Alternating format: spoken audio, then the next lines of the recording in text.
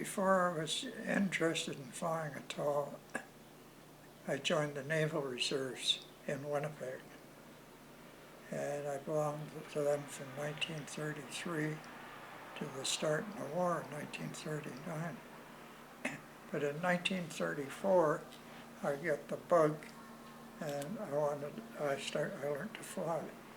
And how that came about is my grandfather died and left me $500, which I was to get when I was 21. And I talked my father and my uncle into giving me the money so I could start. So I learned to fly in 1934, and I got my private license in 1934. And with the private license, then I could fly passengers, but not for profit. Then in 1935, I got my commercial license. To build up my flying time in those days, there was a French-Canadian boy came through with a Junkers airplane and into Winnipeg, and it needed some work to be done on it, and I helped him, and he had no money, so he let me fly with him from Winnipeg to Edmonton, and that's how I built up my time. I tried to get in the Air Force at the Air Force Reserve, but it was a sort of a club affair in those days. You had to have money to belong to it even. So that let me out. But I stayed with the Naval Reserves. I did 2 or 3 trips to the West Coast for training. And in 1937, I made a trip. I left Vancouver in January and never come back till about April or May. We were in the West Indies playing war games with the Danny, the Exeter, the Ajax, and the York.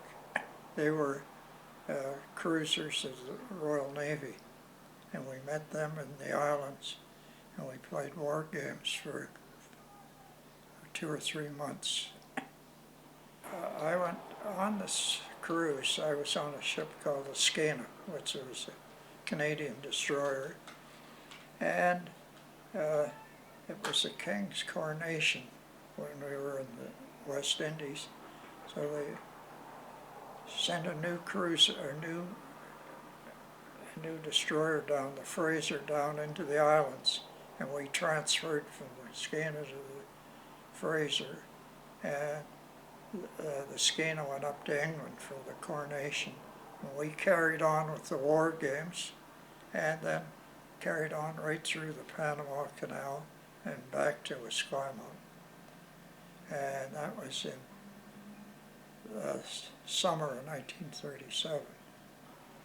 And in the summer of 39, my 3-year term was up in the Navy, but I didn't think anything of it. I re-signed for another 3 years, and that was then in 1939, and war looked pretty imminent then. And that was in August 39. They requested volunteers to go to England to bring back a new destroyer. I'd been going out with an Icelandic girl for quite a few years, so I got married before I left, because I didn't know what was going on, neither did anybody else. So when we got to Halifax, we could see that the war was coming on. So by this time I had 400 hours in the air, and with that 400 hours, I went up to the RCAF recruiting office and they would be glad to take me because they were short of pilots. But he said, we can't take you till you get your discharge from the Navy. And that's where my book,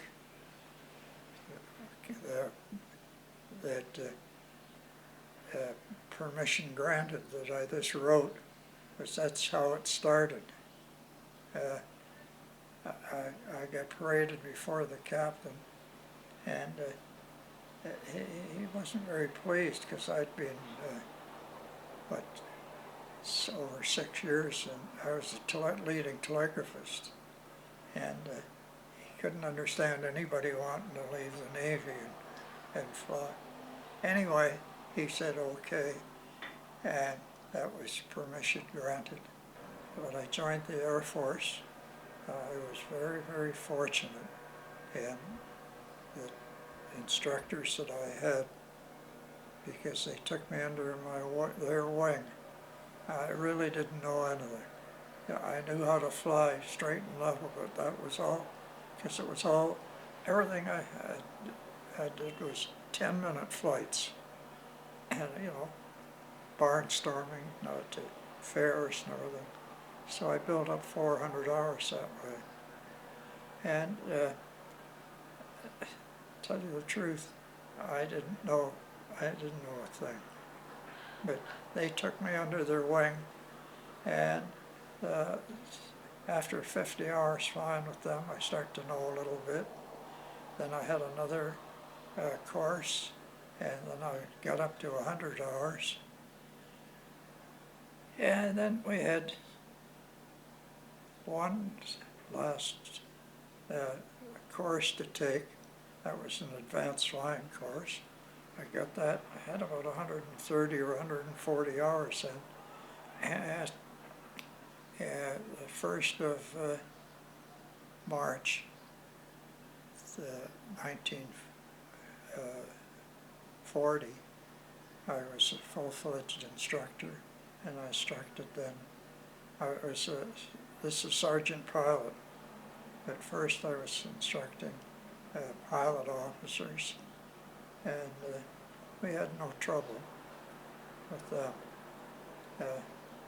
A few of them didn't like being told what to do by a sergeant, but my boss, the wing commander, said, you go in the morning and salute them in the room, and then from then on, you're the boss. So from Bathurst, we went right up to Gibraltar and landed at Gib. And that was in 1942 to early 43. And Gibraltar, there wasn't 1 inch of space on it. It was just covered with airplanes.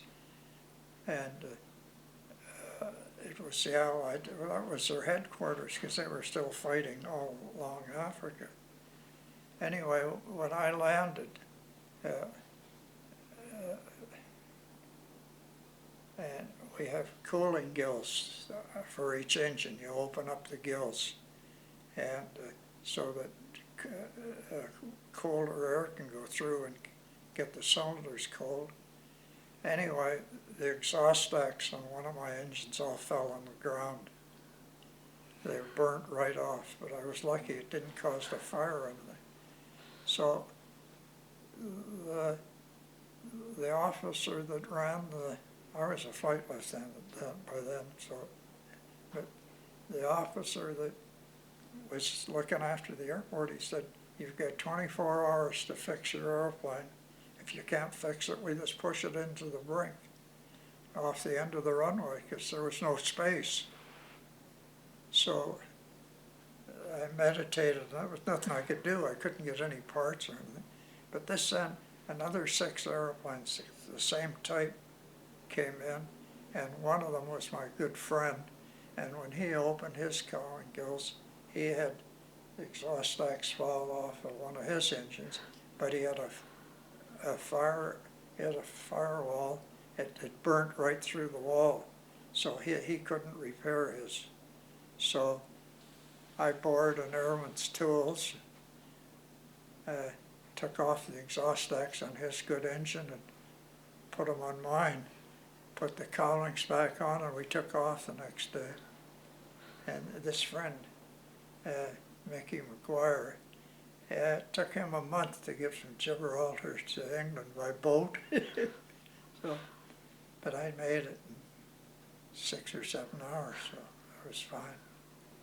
For anybody that had flown the Atlantic,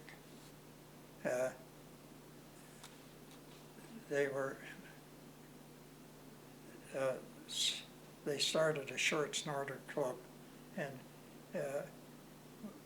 when I flew the Atlantic, then I became a short snorter. Somebody that was a short snorter, they signed one of my Canadian bills, and then it was quite a big club. Being in England then, Ferry Command, that was the Royal Air Force Ferry Command. They had flights back to Canada, and I was lucky I got on a flight back to Canada, Liberator, and actually the captain was flown by an old Trans-Canada Airlines pilot, a lad named Lindy Rood. There was, and it wasn't nice with Chesterfields and everything. We climbed into the Liberator and had everything on we owned, and they had mattresses laying on the bomb bay doors, and we took off, and we were up to 20-some odd thousand feet, and it was cold because it was the middle of winter then, and we went from there to Goose Bay, and then from there to Montreal. So in Ottawa I flew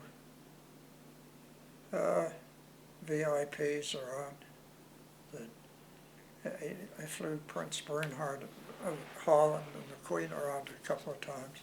I liked flying him because he was a good pilot, and he smoked good cigarettes, so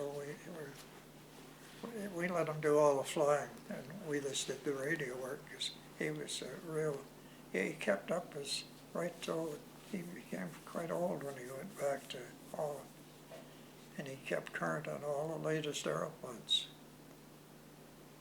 Oh, in the meantime, I was getting checked out on, I was doing what they call a blueberry run. There was a service run from Ottawa, Montreal, Moncton, Halifax, twice a week. 1 day trip and 1 night trip. It was just with a 10-passenger twin-engine airplane. And I did that for a few months. And in the meantime, I was getting checked out on Douglas DC-3s, you've heard of them, and the Lockheed Lodestars. And I got checked out on those. And then they called for a volunteer to take an airplane to Edmonton. So I had a co-pilot, and away we went. 2 years, and 43, that was the winter of 43, so it's 44 and 45. In 2 years, we flew 600 crossings of the Atlantic. This was mail, that was our priority. And a Fortress, well, then we had 10 Liberators then. They were 4-engine airplanes. And an airplane would be loaded with mail, say, in Rockcliffe, and it would have mail for Italy and mail for the troops in England. Wherever there was loads, we went all the time. So we were getting mail from Ottawa to Cairo in 7 days, believe it or not. So we had our problems. I mean, bomber boys were being shot down. We were losing aeroplanes, not by somebody shooting at us. We had one crew taking off from Prestwick. It was a dark, stormy night. I don't know what happened, but they crashed and they were all killed. And then we had another one that was another fortress. It took off from Rabbit Isle. That was on the coast of Africa, and unfortunately he had 2 crews on board because it was going home for Christmas. And we don't know what happened. In the middle of the Atlantic, and they just disappeared. So that was 2 ships right there. And then right near the end of our operation, we had a load of penicillin for Poland, and they ran into a mountain. The crews were all killed there. So that's 3 airplanes out of 6. I did 37 crossings during the war. And then after the war, I delivered airplanes, so I ended up with 88 crossings, counting my Air Force time and time after. Anyway, when the war was over, I always wanted to join TCA, although I could have gone with CP because I was working for them before the war, but I had it in my mind I had to go to Transcanada Airlines. So I went, and for the gorgeous sum of $239 a month with 3 kids, believe me. What I'd like to see is young people have to do 2 years of military training, when they're in their 18s or 18 to 20. It doesn't do you any harm.